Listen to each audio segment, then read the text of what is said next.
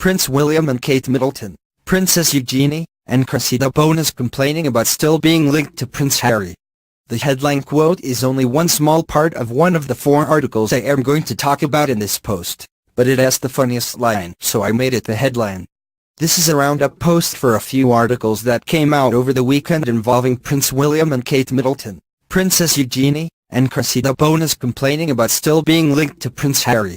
The first article I am going to talk about is this DM article about what's going on inside the new hedge fence that William and Kate are installing at KP.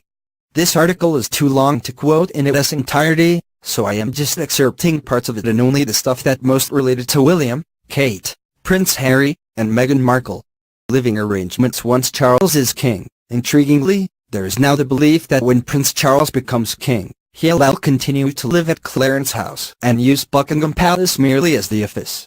Which would mean William, Kate and Harry and the next generation of royals will continue to live at Kensington Palace. One theory suggests that when William becomes king after Charles's death, he and Kate will stay in Kensington Palace, while Clarence House, home of the Queen Mother before Charles and Camilla's arrival in 2005, could go to Prince Harry and his family. So the hedge could not be a more dramatic symbol of the next stage in the history of the House of Windsor, whether it is popular with those outside or not. Harry and Meghan and their living situation. Kensington Palace is attracting attention in a way not seen since Princess Diana's heyday. The reason is the arrival of Meghan Markle, currently sharing a duvet with Harry and not caught situated just steps away from William and Kate's far grander establishment. Nottingham Cottage is sufficient for 1 or 2. But if Harry and Meghan's romance goes the distance, which royal insiders believe it will, more spacious quarters will be required. Expect an engagement announcement before the end of the year, says one royal watcher confidently. As I ever see, Meghan may not be everyone's idea of ideal royal bride material, but you can visibly see what her presence has done to Harry. There is a different kind of confidence about him these days, a serenity that has never been seen before, a sense of contentment and purpose. Despite her acting commitments, it is expected Miss Markle will base herself at Nottingham Cottage for the next month or so, gradually imbibing the royal way of doing things shielded from public gaze around Kensington Palace. There is a certainty that Meghan will become a permanent resident. But if the couple do marry, where will they live if, and when, they have children? Much of the palace is now offices, and the remaining royal apartments are occupied by such individuals as the Duke and Duchess of Kent and Duke and Duchess of Gloucester. One solution could be a country home on the Sandringham estate. The princes grew up in Gloucestershire, but neither wants to find a home near their father, or put down roots around Highgrove. Neither of them will live in that house, with all its memories, I was told. A feud between Meghan and Kate isn't going to happen, and what of rivalry between Kate and glitzy California-raised Meghan? Should they end up as neighbors? If she and Harry marry, the media focus will switch away from Kate. How will that sit with Kate and her feisty mother Carol Middleton?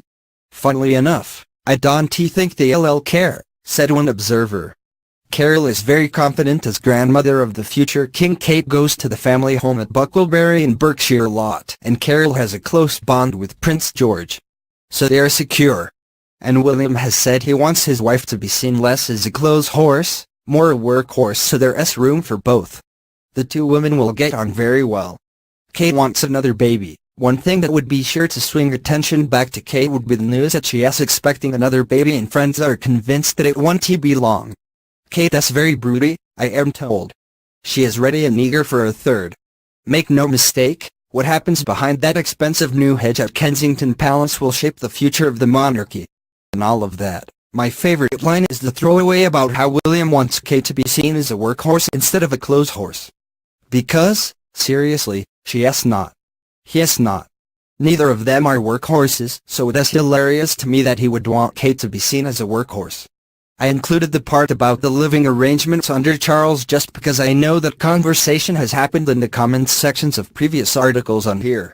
The part about Harry and Meghan, once Harry has children, Nottingham Cottage will be too small, just as it was for William and Kate. The next William and Kate related article comes from The Express and was written by someone who met them at the Health Writers Guild conference. He talks about how they are super invested and that they stayed for almost 2 hours at the event. There is more to the article, but for space I am only quoting the part about meeting William. I was introduced to the Duke, who had requested to meet members of the Guild of Health Writers to urge them to keep mental health issues in the public spotlight. He said our work was vital to breaking down the barriers surrounding mental health. I asked him how important it was to encourage families and friends to speak about mental health and not to shy away from people who may be having difficulties. It is absolutely vital, he said. We need to get people